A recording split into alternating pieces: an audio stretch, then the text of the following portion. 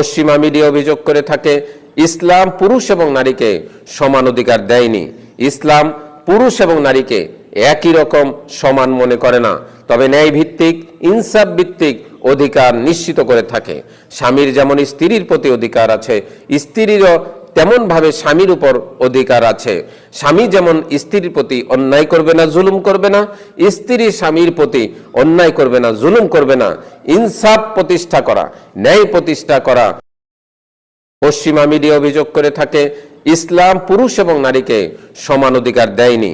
ইসলাম পুরুষ এবং নারীকে একই রকম সমান মনে করে না, তবে ন্যায় ভিত্তিক, ইনসাফ ভিত্তিক অধিকার নিশ্চিত করে থাকে।